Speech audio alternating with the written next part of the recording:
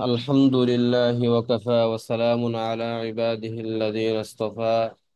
أما بعد، فأعوذ بالله من الشيطان الرجيم. بسم الله الرحمن الرحيم. فلولا نفر من كل فرقة منهم طائفة ليتفقهوا في الدين ولينذروا قومهم إذا رجعوا إليهم لعلهم يحذرون. قال النبي صلى الله عليه وسلم: من أفتى الناس بغير علم كان اسمه على من أفتاه، أو كما قال عليه الصلاة والسلام. সাল্লাল্লাহু আলাইহি ওয়াসাল্লাম। আমরা এতদিন আলিফ এবং বা নিয়ে আলোচনা করেছি, অর্থাৎ হুরফে হিজা দ্বারা আল্লামা আমিমুল ইহসান রহিমাহুমুল্লাহ তিনি এই শরঈ নীতিমালাগুলা, এই কায়দাগুলা কি দ্বারা সাজিয়েছেন? হরফে হুরুফুল হিজা দ্বারা সাজিয়েছেন, হুরুফুল হিজা দ্বারা সাজিয়েছেন। সাজিয়েছেন। আমরা আলিফ এবং বা ইখতিতাম করিলাম। জি, আজকে আলহামদুলিল্লাহ। তা শুরু হবে ইনশাআল্লাহ। ইনশাআল্লাহ তাআলা। তা দিয়া যে সমস্ত তিনি কায়দাগুলা নিয়ে আসছেন, এখানে আজকে উল্লেখ করা হয়েছে। এখানে আজকে আমরা কি করব, পড়ব। তো 69 নাম্বার কায়দা: আত্তাবিউ তাবিউন লা ইয়াফরুদু বিল হুকমি। আত্তাবিউ তাবিউন লা ইয়াফরুদু বিল হুকমি। অনুগত বিষয় হুকুমের ক্ষেত্রেও অনুগত হয়, পৃথকভাবে ফাইসালা করা হয় না, ধরা হয় না। তাহলে কি? অনুগত বিষয় হুকুমের ক্ষেত্রেও কি হয়? অনুগত হয়, অনুগতই হয়, পৃথকভাবে হয় না। পৃথকভাবে বুঝছেন? হয় না। আত্তাবিউ জি, আলহামদুলিল্লাহ। তাবিউন লা ইয়াফরুদু বিল হুকমি। অনুগত বিষয় হুকুমের ক্ষেত্রেও অনুগত হয়, পৃথক ধরা হয় না, পৃথক হয় না। অর্থাৎ যিনি তাবে, সর্বদাই তিনি মাতবুয়ের অনুসারী হয়। তাবে, মাতবুয়ের অনুসারী। আপনার তাবে মাতবুয়ের আলোচনা কোথায় পড়ে আসছেন বলেন তো? না নাহুতে হয় পড়ে কিতাবে। আসছেন না? জি। হ্যাঁ। এখানে, ওখানে তো নাহুর আঙ্গিকে পড়ছেন। হুম। ওখানে আপনাকে নাহুর আঙ্গিকে শিখাই আছেন। তো এখানে এখন ফেকাহের আঙ্গিকে শিখেন। আমরা তাবে কাকে বলে, মাতবু কাকে বলে, এগুলা শিখছি। এখন তাবের হুকুম কি, এগুলা তো আর আমরা শিখি নাই। হ্যাঁ, তাবের বিধান কি সেগুলো শিখছি? শিখি নাই। তো ফেকাহের ক্ষেত্রে আপনাকে বিধান শিখাবে।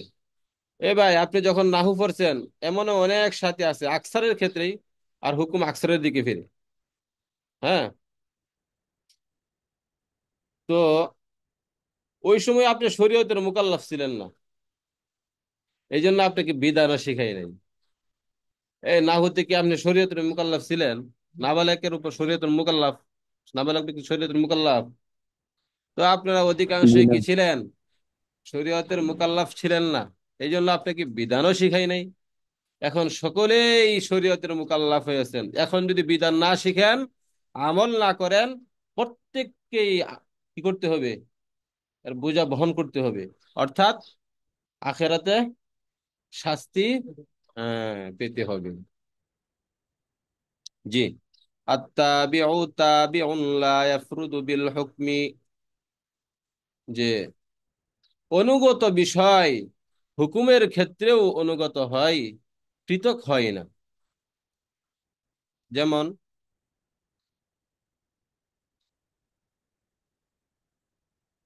গরুর পেটের মধ্যে বাচ্চা আছে। হ্যাঁ, 8 মাসের গাভীন গরু। এখন গরুকে যদি বিক্রি করে দেয়, তাহলে বাচ্চা তার সাথে শামিল থাকবে কি থাকবে না? এটা অটোমেটিক মাতবুয়ের হুকুমে আসে, কারণ তাবে সবসময় কার হুকুমে? মাতবু। এখন এই বাচ্চাকে, গরুর ফেটে যে একটা বাছুর আছে, এটাকে ইনফিরাদি ভাবে, আলাদা ভাবে বিক্রি করা যাবে? হ্যাঁ, যাবে না। এই কায়দাটা বোঝার আগে আরেকটা জিনিস আপনাকে ভূমিকা স্বরূপ জানতে হবে। আমাদের ওরুফের মাঝে যেটা দেখি, আমাদের অঞ্চলেরটা বলি, এরপরেও যদি আমার কথার সাথে আপনাদের কথা মিল না থাকে আমাকে আমাকে বললেন। আচ্ছা, বাড়ি বলতে আমরা সাধারণত কি বুঝি? পুরা বাড়ি বুঝি, অর্থাৎ এ মুন্সি বাড়ি, হ্যাঁ, হাজি বাড়ি। তাহলে হাজি বাড়ি, মুন্সি বাড়ি, অমুক বাড়ি, তমুক বাড়ি, মানে এখানে কি ঘর একটা না একাধিক বাড়ি, একাধিক ঘর? মানে একাধিক ঘর হইলে একটাকে বাড়ি বলে। যে এই মহল্লার মধ্যে কি আছে, 100টা বাড়ি আছে, মানে ঘর আছে, মানে এটা পুরাটা মিললে একটা বাড়ি, এমন বলে না সমাজে? হ্যাঁ। জি। হ্যাঁ, এটা বোঝার একটা বিষয় আছে এখানে। আর যদি বলি ঘর, তাহলে ঘর দ্বারা কি বোঝায়? ঘর বলতে আমরা বসবাসের ঘর বুঝি, মানে কয়েকটা বাড়ি বুঝি না, একটা ঘর বুঝি। মানে বাড়ি বলতে বোঝায় কয়েকটা ঘর মিলিয়ে একটা বাড়ি হয়। একটা সমাজের মধ্যে 1000টা ঘর, 100টা কি থাকে, ঘর থাকে, পুরাটা মিলে একটা বাড়ি। সমাজে এমনটা না? ভুল হইলে বললেন যে হুজুর না, আমাদের সমাজ জি। এমন না। জি এখানে উস্তাদ, একটা জি বিষয় এটাই। আছে বুঝার। আপনারা যখন ওই উস্তাদ জীবনে যাইবেন, তখন কিন্তু এটা আপনাদের ফিকহের ক্ষেত্রে বিশেষ গুরুত্বপূর্ণ একটা বিষয়। আপনার হেদায়া যখন পড়াইবেন, এই অধ্যায়ে যাবে, এই মাসলা বুঝতে হবে আপনার। হ্যাঁ, মুসলিম আছে না? জি। আচ্ছা, ঘর বলতে আমরা বুঝি যেখানে একাধিক কামরা থাকে, ওটাকে ঘর বলে। এই যে আমরা যে বসে আছি, এটাকে কি বলে? হ্যাঁ, একটা ঘর, পুরাটা মিলে একটা ঘর। কি? একটা ঘরের মধ্যে একাধিক কামরা থাকে, যেটাকে আরবিতে গুরফা বলা হয়। হ্যাঁ। তাহলে বাড়ি বলে যে যেখানে একাধিক ঘর থাকে, একাধিক ঘর মিলে একটা বাড়ি হয়, আর একাধিক কামরা মিলিয়ে একটা ঘর হয়। মানজিল কারে বলে তাইলে? মানে প্রত্যেকটা গুরফকে, প্রত্যেকটা কামরাকে মঞ্জিল বলা হয়। এ ভাই, কুল্লুম ফি ফালাকি ইয়াসবাহুন আছে না? প্রত্যেকটা, হ্যাঁ, ফলক দ্বারা কি বুঝাইছে? প্রত্যেকটা মঞ্জিল। হ্যাঁ, প্রত্যেকটা মঞ্জিল দ্বারা কি বোঝায়? মানে সূর্য, চন্দ্র, এখানে তো এই আলোচনায় আসছে, বা গ্রহ। প্রত্যেকটা গ্রহের আলাদা আলাদা কক্ষপথ আছে, যেই কক্ষপথে তারা কি করতেছে? বিচরণ করছে, সাঁতার কাটতেছে। এই কথা বুঝলেন ভালো করে? যে প্রত্যেকটা গ্রহের, এখানে গ্রহ ধরেন, কারণ সূর্য একটা গ্রহ, চন্দ্র একটা গ্রহ, তারকা একটা নক্ষত্র, একটা গ্রহের মতনই এটা। এরকম মঙ্গল গ্রহ আছে, বিভিন্ন ধরনের গ্রহ আছে। আর প্রত্যেকটা গ্রহের জন্য আলাদা কি আছে? মঞ্জিল আছে। আছে না? তাহলে আপনি এটা এভাবে ধরতে পারেন, প্রত্যেকটা গুরফাকে একটা মঞ্জিল ধরতে পারেন। এই চন্দ্র কি সূর্যের কক্ষপথে যেতে পারে? তাহলে চন্দ্রের জন্য একটা নির্দিষ্ট কক্ষ আছে, যে কক্ষর সীমার বাহিরে যেতে পারে না। ঠিক আছে, তাহলে একটা কামরাকে বোঝায় মঞ্জিল, যেই মঞ্জিল অন্য মঞ্জিলে অতিক্রম করতে পারে না। তাহলে আমরা যেখানে বসে আছেন, এটা একটা মঞ্জিল। ওই ঘর একটা, ওই রুম একটা মঞ্জিল। এই রুমের মানুষ ওই রুমে যাইতে পারে না। তাহলে এক চন্দ্র, চন্দ্র যেখানে আছে, এই চন্দ্র সূর্যের স্থানে যাইতে পারে না। তাহলে প্রত্যেকটা গুরফাকে কি বলা হয়? মঞ্জিল। মঞ্জিল বলা হয়। এই আমার কথা বুঝতেছেন তো এইগুলা? জি জি। আলহামদুলিল্লাহ। হ্যাঁ। সমাজের মধ্যে কি এমনটা আসেনি যে কয়েকটা ঘর মিলে একটা বাড়ি হয়, আর একটা কয়েকটা কামরা মিলে একটা ঘর হয়? কথা ঠিক আছে? আপনাদের সমাজে এমনটা জি। আসেনি? হ্যাঁ, এগুলা জি বুঝছেন। আমার। এখন আল্লাহ আসেন মাসলার মধ্যে। তাহলে আমরা কি বললাম? আত্তাবি ও তাবিউন লা ইয়াফরুদু বিল হুকমি। এখন এক্সাম্পল শুনেন, মেসালটা শুনেন। যদি কেউ বাড়ি বিক্রি করে, আগে ঘর ধরেন, বাড়িই ধরেন, সবভাবেই ধরে বুঝাই, বাড়ি বিক্রি করে। আচ্ছা, বাড়ি যদি কেউ বিক্রি করে, আতাউর রহমান বাড়ি বিক্রি করছে হাসনাইনের কাছে। এখন বিক্রি করার পরে এখন আতাউর রহমানে তো এই যেটা থাকার ঘর, ওই ঘরও নিছে, সাথে সাথে রান্নার ঘরও নিছে। এখন আতাউর রহমানে বলতেছে যে, "এই, আমি তো রান্নার ঘর দিই নাই, হ্যাঁ আমি তো কি থাকার ঘর দিছি।" আচ্ছা, সে কি বিক্রি করলো? বাড়ি বিক্রি করছে। তাই বাড়ির ক্ষেত্রে রান্নাঘর শামিল কিনা? এ ভাই, রান্না বাড়ি বিক্রি করার ক্ষেত্রে রান্নাঘর শামিল কিনা? জি জি শামিল। শামিল। হ্যাঁ, শামিল। এখন তুমি বলো আর না বলো, তোমার কথা এতেবার করা হবে না। তুমি আমার কাছে বাড়ি বিক্রি করছো, এই বাড়ির ক্ষেত্রে রান্নাঘর, পাকঘর, থাকার ঘর, আরো যত ঘর আছে সব ঘর শামিল হবে। তোমার যত ঘর আছে সব ঘর কি হবে? শামিল হবে। হ্যাঁ, তুমি যদি এই কথা বলতো, ভাই আমি সব বিক্রি করবো, কিন্তু আমার এই ঘরটা ব্যতীত, যখন তুমি এখানে কয়াত করতা, তখন তোমার হুকুম ধরা হইতো। যেহেতু তুমি হুকুম ধরো নাই, কোনো কয়াত করো নাই, তাও তোমার কথা বাতিল বলে সাব্যস্ত হবে। এ আপনারা পড়েন নাই? বাগান বিক্রি করছে অমুক গাছ ব্যতীত, পড়ছেন না ফেকেহের কিতাবে হেদায়েতে? জি জি পড়েছি। আচ্ছা, ইনশাআল্লাহ। কেউ যদি বাগান বিক্রি করে, পুরা আম ভাবে বলে আমার এই বাগানটা বিক্রি করলাম তোমার কাছে, তাহলে কোনো গাছ রাখা যাবে? হ্যাঁ, রাখা জি না। যাবে না। আর যদি কি করে, কয়াত করে, হ্যাঁ, তাহলে রাখা যাবে যে অমুক অমুক জিনিস ব্যতীত আমি পুরাটা তোমার কাছে বিক্রি করে দিলাম। এখন আল্লাহ ঘরের ক্ষেত্রে আসেন। ঘর বিক্রি করছে, এখন মাশাল্লাহ তার একটা গেট আছে, দাম হয়েছে 2 লাখ টাকা। ঠিক আছে, তো সে ঘর বিক্রি করছে, এখন সে কি করবে না, এখন যখন ঘর কিনতে আসছে, নিতে আসছে, তখন সে গেট দেয় না। ও ভাই, তুমি গেট দাও না কেন লাগে? গেট হইলো ঘরের তাবে। ঠিক আছে, তাবে তো সব সময় মাতবুয়ের হুকুমে হয়। মাতবু যেহেতু বিক্রি হয়ে গেছে, তাবে অটোমেটিক কি মাতবুয়ের সাথে বিক্রি হয়ে যাবে। বুঝতে পারছেন? তাহলে তাবের আলাদা ভাবে কি করা হয় না, হুকুম হয় না। আপনার কায়দা ভাই বুঝতে পারছেন? এক কায়দা এত সময় গেলে হবে? জি এত বুঝতে উদাহরণ পারছি। দেওয়া যায়, এত উদাহরণ যদি দিতে যাই তাহলে হবে কি, কিতাব শেষ হইব? অনেক কায়দা, 426 টাকায় মাত্র আইসি 69টা। 70টা শেষ হইলো না? না, 70 নম্বর কায়দা ধরেন। আত্তাবিউ লা ইয়াতাকাদ্দামু আলাল মাতবুহ। তাবে মাতবুয়ের অগ্রে যেতে পারে না, অগ্রগামী হয় না।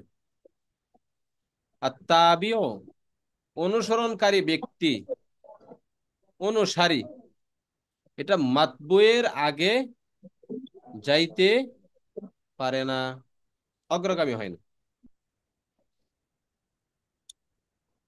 অর্থাৎ সব সময় তাবে মাতবুয়ের হুকুমেই আসবে, মাতবুয়েরই অনুসরণ করতে হবে। সে আগে ভাগে ভাগে, আগে বাইরে কোনো কিছু করার হুকুম, অধিকার তার নাই। আছে? উদাহরণ দিলে বুঝবেন। আছে না? না আছে? আপনি ইমাম সাহেব, ঠিক আছে, এখন ইমাম সাহেবের আগে কেউ যদি মস্তানি কইরা রুকু মাইরা দে, সেজদা মাইরা দে, বেটা, আমি কি কম, হ্যাঁ মানুষ, আমিও মানুষ, এর চোখ কান সব আছে, আমারও আছে, তুমি একাই পারো, তোমার আগে আমি যাবো সেজদা দে। এ ভাই, কেউ যদি মস্তানি করিয়া বেটাগিরি দেখায়া আগে ইমাম সাহেবের আগে কি করে, সেজদা করে, রুকু করে, তাহলে কি তার নামাজ থাকবো না যাইবো গা? ওদের 12টা বাজবো। হ্যাঁ, হ্যাঁ, তোমার ওস্তানি ঠিকই দেখাইছে। তাহলে কি হয় না, তাবে কখনোই মাতবুয়ের অগ্রগামী হতে পারে না। তাবে সব সময় মাতবু অনুযায়ী হবে। কি ভাই? তবে সবসময় মাতবুর মাতবু অনুযায়ী হবে। পরে হবে। আচ্ছা ভাই, এই জুমার নামাজ, ঈদের নামাজ ধরেন, ঈদের নামাজে খুতবা আগে দেন পরে দেয়? পরে দেয়। পরে হবে। এখন যদি খুতবা আগে মাইরা দেয়, তাহলে এটা কি সহি হইল, অনুসারী হইল? হ্যাঁ, এখানে অনুসার অগ্র হইতে পারে না, তাবে কখনো কি হয় না, মাতবুয়ের আগে যেতে পারে না। তাহলে জুমার নামাজ বা ঈদের নামাজই ধরেন, তাহলে ঈদের নামাজের খুতবা সব সময় কি হয়, পরে হয়, আগে যেতে পারে? আগে হয় না। তাহলে এরকম ভাবে যে তাবে সব সময় মাতবু অনুযায়ী হয়। যেরকম এখানে উদাহরণ দেওয়া হয়েছে কিতাবে, যে মুসল্লি কখনোই ইমামের অগ্রে যেতে পারবে না। যদি যায় তাহলে কি হয়ে যাবে, তার নামাজ ফাসেদ হয়ে যাবে। ভাই কায়দাটা বুঝে আসছে? 71 জি। নম্বর কায়দা, আত্তাবি ও ইয়াসকুতু বিসুকুতিল মাতবু। আত্তাবি ও ইয়াসকুতু বিসুকুতিল মাতবু। তাবে যদি সাকেত হয়ে যায়, মাতবু সাকেত হওয়ার কারণে তাবেও কি হয়ে যায়, অটোমেটিক সাকেত সাবেক। হয়ে যায়। আচ্ছা, ইমাম সাহেবের নামাজ যদি নষ্ট হয়ে যায়, মুসল্লির নামাজ কি থাকবো না যাইবো গা? হ্যাঁ, যাইবো গা। যাবোগা যাবোগা। এ ইমাম সাহেব তো, ইমাম সাহেবের হদস হয়েছে, মুসল্লির তো আর হদস হয় নাই। হ্যাঁ, ইমাম সাহেবের হদস হয়েছে, মুসল্লির হদস হয়েছে, কিন্তু মুসল্লির হদস কেন, মুসল্লির নামাজ নষ্ট হবে কেন? ক, আমরা শরীঈ নীতিমালা করছি যে আত্তাবিউ ইয়াসকুতু বিসুকুতিল মাতবু। যখন মাতবু এর নামাজ নষ্ট হয়ে যাবে, মাতবু যখন বাতিল হয়ে যাবে, তখন অটোমেটিক তাবেও বাতিল হয়ে যাবে। এ ভাই, আরেকটা উদাহরণ দিই, এটা আরো সহজ হইব। মানুষের যদি ইমান নষ্ট হয়ে যায়, তাহলে আমল, হ্যাঁ, আমল অটোমেটিক যাইব না? অটোমেটিক নষ্ট হয়ে যাবে না? কারণ আমল হইল তাবে, আর ইমান হইল মাতবু, আসল। আর এই আমল হইল ফরা, তাই না? ইমান নষ্ট হয়ে গেলে আর আমল বতরিকা আওলাই নষ্ট হয়ে যাবে।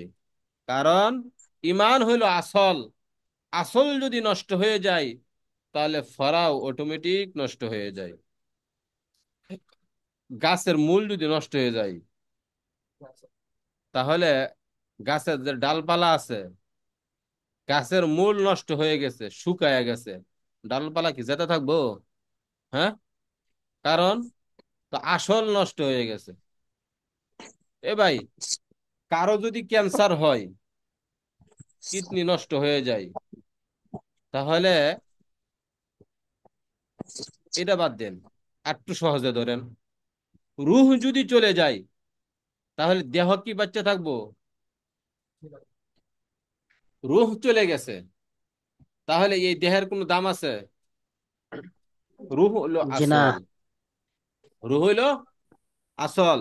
রুহ যদি কি চল। হয়ে যায়, সাকেত হয়ে যায়, রুহ যদি তার দেহ থেকে চলে যায়, তাহলে অটোমেটিক তার দেহও সাকেত হয়ে যাবে, তার দেহ উপরে থাকবে, আর নড়াচড়া করতে পারবে না। তাহলে আমরা কায়দা কি বললাম? কায়দা বললাম আত্তাবিউ ইয়াসকুতু বিসুকুতিল মাতবু, যে মাতবু রহিত হওয়ার কারণে, মাতবু সাকেত হয়ে যাওয়ার কারণে অটোমেটিক আপনা আপনি তাবে রহিত হয়ে যায়, সাকেত হয়ে যায়। ঠিক আছে, বুঝে আসছে কায়দা নাই জি কি? আলহামদুলিল্লাহ। সবাই আছে? হুম।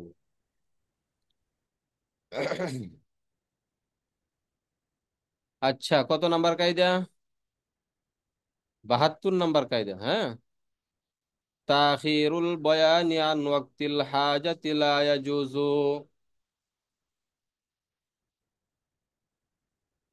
তাখিরুল বয়ানি আন ওয়াক্তিল হাজাতি লা ইয়াজুজু। প্রয়োজনের সময় বক্তব্য বিলম্ব করা লা ইয়াজুজু, জায়েজ নাই। প্রয়োজনের সময় বিলম্ব করা, কি করা, দেরি করা। প্রয়োজনের সময় সংবাদ ধরেন, এটা আরো বেশি সহজ হবে। বক্তব্যতে সংবাদ ধরেন। প্রয়োজনের সময় সংবাদ দেরিতে দেওয়া, আঞ্চলিক ভাষায় বলি, সহজ হবে বুঝতে। দেরি করা জায়েজ নাই। অর্থাৎ যখন যেটার প্রয়োজন তখন সেটাই করা। হুম, যখন যেটার প্রয়োজন তখন সেটাই করা। তাখিরুল বয়ানি আন ওয়াক্তিল হাজাতি, প্রয়োজনের সময় বক্তব্য বিলম্ব করা জায়েজ নাই। হুজুরের ছেলে ফানিত পড়ে গেছে কি? হুজুর তো অনেক আমাদেরকে চাপ দেয়, অনেক খুশি ছাত্র। এখন তো হুজুর নামাজে দাঁড়াইছে। এখন ছাত্র কি করছে, যা তারে বলবো না, নামাজ শেষ করার পরে বলবো না, বইরালো। আচ্ছা, এটা কি ঠিক হইলো? তার জন্য জায়েজ এটা? জি না। হ্যাঁ, হুজুরে জি না। নামাজে দাঁড়াইছে। যাই হোক। হ্যাঁ হ্যাঁ, তো ইয়া করবো। আপনি নামাজে দাঁড়াইছিলেন, একটা উজুর আছে তো। তো ভাই, আমরা কায়দা পড়ছি তাখিরুল বয়ান আন ওয়াক্তিল হাজাত। এটা একটা খারিজি, আমি দিতাছি উদাহরণ, পরে আইনি উদাহরণ দিতাছি, দাঁড়ান। তো হুজুরে চাপ দেয়, তামরিন লেখে না, চাপ দেয়, অনেক চাপ দেয়, বুঝছেন? আপনাদেরকে 2 সপ্তাহ ধরে বলতেছি, আপনারা অনেক, কেউ মনে হয় আমার কাছে তো এখনো একজনও পাঠাইছেন না। পাঠাইছেন 2-1 জন, আলহামদুলিল্লাহ পাঠাইছেন। পারেন আর না পারেন, পাঠাইছেন। হুম। তো ভালো লাগছে, ছাত্র অনেকে পাঠাইছে। তো আমি দেখিয়া চেষ্টা করতেছে, ইনশাল্লাহ অবশ্যই পাওয়া যাবেন ইনশাল্লাহ। মাশাল্লাহ মাশাল্লাহ। এই, আপনারা একটু তাড়াতাড়ি শেষ করেন, আর একটা তামরিন দিতে হবে তো। সব যদি একসাথে বোঝাই করে নেন তাহলে তো ভারী হয়ে যাবে। তো দুই ওস্তাদ যে সপ্তাহ একটা ধরে প্রশ্ন জানার ছিল, সারা দুই সপ্তাহ বছরে তামরিন দেওয়া হয় একটু জানা যাবে সারা বছরে? আচ্ছা, 2 সপ্তাহ ধরে বলতেছি, এখনো একজনও কি করতেছে না, তামরিন দিতে পারতেছে না। যাক আলহামদুলিল্লাহ, অনেক চেষ্টা করতেছে ছাত্ররা। তো এটা খুব ভালো জি। চেষ্টা করাটা। তো কায়দায় ফিরে আসি আমরা। তাখিরুল বয়ানি আন ওয়াক্তিল হাজাতি লা ইয়াজুজু, প্রয়োজনের সময় বক্তব্য বিলম্ব করা জায়েজ নাই। তো হুজুরে নামাজে দাঁড়াইছে, তো নামাজের ভিতরেই কি করো তুমি বলো, কি করো বলো, নামাজ পড়ে পড়া যাবে কিনা? কিন্তু একজনের জান চলে গেলে এই জান আবার ফিরে পাওয়া যাবে? হ্যাঁ, এই জন্য জি না। নামাজেই পড়া জায়েজ নাই বিলম্ব করা। ঠিক আছে, এখন আল্লাহ আইনি কায়দে আসেন। আল বয়ান শব্দ দ্বারা এখানে তাফসির উদ্দেশ্য, বয়ান তাফসির উদ্দেশ্য। নবী আলাইহিস সালাতু ওয়াস সালাম ইসলামের প্রাথমিক যুগে, বা নবী আলাইহিস সালাম যখন ছিলেন তখনও সাহাবায়ে কিরাম কুরবানি কিভাবে করবে অনেক নিয়ম কানুন আছে। তো নবীকে জিজ্ঞাসা করতেন, নবী বলতেন ইফআল ওয়ালা হারাজ, এটা করো, এটা করো, এটা এইভাবে করো, এটা এইভাবে করো, ওইটা করো, এতে সমস্যা নাই, বলতেন কিনা? সাথে সাথে কি করতেন, মানে আপনি একটা প্যাচ লাগছে শরীয়তের ক্ষেত্রে, কোনো বিষয়ে সম্পর্কে কোনো আপনার প্রয়োজন হয়েছে, তাকাজা কি তাকাজা, আপনি আল্লাহর জন্য কুরবানি করবেন, এই কুরবানির নিয়ম আছে কি নাই, জানার প্রয়োজন আছে কি নাই, এটা আপনার প্রয়োজন না। কুরবানি কিভাবে করবেন এটা আপনার জানার প্রয়োজন না। এই প্রয়োজনের সময় আপনি ইতস্তত করবেন না, তাড়াতাড়ি কি করেন, হ্যাঁ হুজুরের স্বর্ণপন্ন হন, মুফতি সাহেবের স্বর্ণপন্ন হন, সাহাবায়ে কেরাম নবীজির সামনে স্বর্ণপন্ন হয়েছে, আর নবীজি সাথে সাথে বলছেন ইফআল করো, এটা করো, লা হারাজ, কোনো সমস্যা নাই। যেটা জায়েজ বলে দিতেন সাথে সাথে যে এটা করতে থাকো, যেটা জায়েজ না এটা করিও না, এভাবে করো না, ওইভাবে করো। কারণ আমরা পড়ছি যখনই আপনার শরীয়ী নীতিমালার ক্ষেত্রে কোনো জিনিসের প্রয়োজন হয়, আপনি নামাজ পড়বেন কিভাবে পড়বেন, আকিমুস সালাহ ওয়া আতুজ যাকাহ, কোরআনের মাঝে আল্লাহ বারবার এই কথা আনছে, কিন্তু নিয়ম কানুন কিভাবে করতে হবে, নামাজে কিভাবে দাঁড়াইতে হবে, কিভাবে রুকু করতে হবে, সিজদা করতে হবে, কিভাবে কি করতে হবে, এই কথা বলা আছে? হ্যাঁ, বলা নাই। কিন্তু যদিও বলা নাই কিভাবে করতে হবে, কিন্তু আপনার পালন করতে হবে কিনা, পালন করতে হবে কিনা? হ্যাঁ, এই যে বসছে যে দেখছো, পালন করতে হবে কিনা? তো পালন করতে হবে। তো পালন করতে হলে আপনার জানতে হবে না? আর জানাটা একটা প্রয়োজন না? আপনার সাথে সাথে কি করতে হবে, হ্যাঁ, স্বর্ণপন্ন হতে হবে মুফতি সাহেবের কাছে।